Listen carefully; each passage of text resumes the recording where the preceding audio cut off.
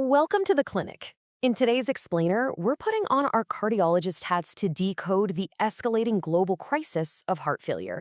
I want you to look at this not just as some abstract set of statistics, but as an actual patient chart that we're reviewing together. We're going to uncover the vital signs of this epidemic, pinpoint exactly what's driving it, and look at the key predictors we evaluate right at the bedside. Okay, let's start by checking the vital signs of this epidemic. We are talking about a staggering 56.2 million people currently living with heart failure globally. It is a leading cause of morbidity and mortality across the world. And honestly, it's a massive challenge that medical systems are really struggling to keep pace with. But, huge numbers can sometimes feel a bit distant. So I want you to look at this sobering clinical warning right from the data, because it applies to you, me, and everyone we know. Roughly 1 in 4 individuals will develop heart failure in their lifetime. Let that sink in. 1 in 4 is your lifetime risk. It's a massive clinical reality that makes understanding these risk factors not just an academic exercise, but an absolute personal necessity. Here is our chart review for today. We'll cover the global vital signs, map out demographics and disparities, isolate hypertension as our primary suspect, check out other major cardiac drivers, and finish up with bedside clinical predictors. Section 1. Vital Signs. The Global Burden. We'll be analyzing the scale and severity of the heart failure epidemic. Look at the sheer velocity of this disease. The incidence is climbing rapidly. We're currently looking at 6.7 million U.S. adults diagnosed. But check out that middle figure. We are adding over 600,000 new cases every single year. Because of this compounding growth, we're projected to hit 8.5 million adults living with heart failure by the year 2030. That is just a massive influx of patients needing really complex, specialized cardiac care in a very short window of time. And the severity of this diagnosis is just as alarming as the volume of cases. The data shows a 5-year survival rate of approximately 50% following a diagnosis. Basically, half of the patients diagnosed today likely will not survive the next 5 years. And for patients presenting with severe cases, they're facing up to a 40% mortality rate in just one single year. On top of that, the burden of hospitalization is intense. Actually, 83% of patients will be hospitalized at least once, and nearly half will be admitted 4 or more times. All right, Section 2. Demographics and disparities. How age, race, and ethnicity impact risk. When we break down the incidence by race and ethnicity in the U.S., we see this clear cascade of risk. Black individuals face the absolute highest risk of developing heart failure, followed by Hispanic Americans, white Americans, and then Chinese Americans. As cardiologists, we know these disparities aren't just happening in a vacuum, right? They're heavily driven by unequal healthcare access and a much higher prevalence of cardiometabolic risk factors, things like obesity and diabetes within these specific communities. And this right here perfectly illustrates what aging actually does to the human heart. Look at this stark contrast.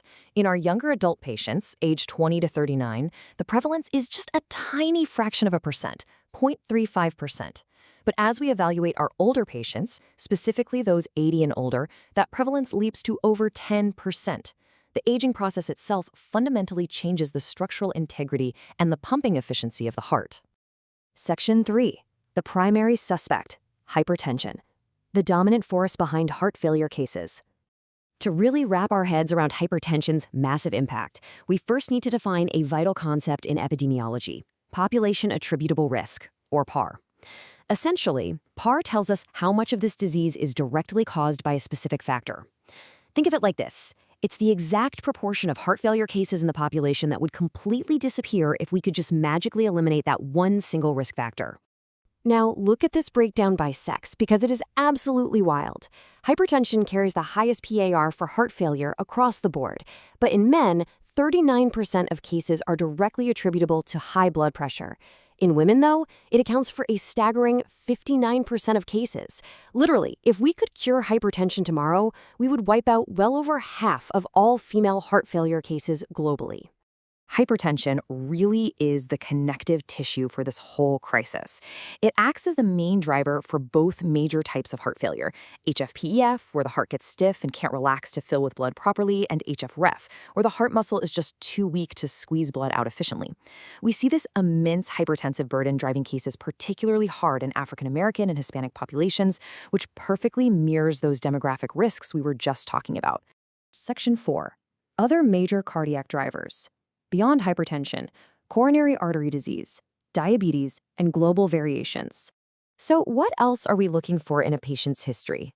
Well, coronary artery disease and heart attacks drive roughly two-thirds of cases in developed nations, carrying a massive 34% pair in men. We also have to aggressively screen for diabetes, which shows up in up to 40% of cases and severely spikes mortality risk. And obesity is strongly tied to that stiff heart failure, HFpEF.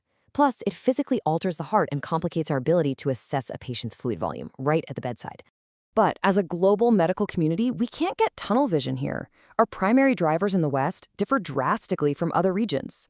In Western nations, we're fighting a war against coronary artery disease and hypertension.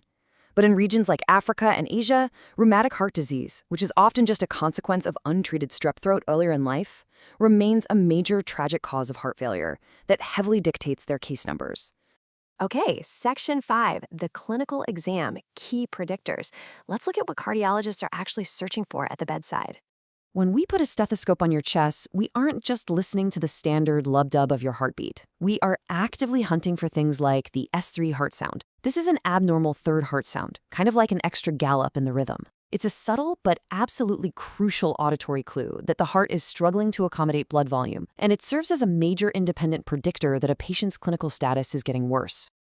While we examine you, we're checking off a whole laundry list of interconnected comorbidities. We're looking for elevated jugular pressure in your neck, which means fluid is backing up. We're checking for chronic kidney disease, anemia, and sleep apnea, which is incredibly damaging to cardiac function. We even have to evaluate psychosocial factors. Believe it or not, depression is now recognized as a potent, independent risk factor for poor outcomes, particularly in older women suffering from heart failure. So, reviewing all these charts, vital signs, and risk factors in today's explainer leaves me with one final urgent question for you. Considering everything we've just covered, the 1 in 4 lifetime risk, the 50% survival rate, and the staggering reality that high blood pressure alone drives nearly 60% of cases in women and 40% in men, when was the last time you checked your blood pressure? It is the primary suspect in this global epidemic, and knowing your numbers is literally the very first step in protecting your heart.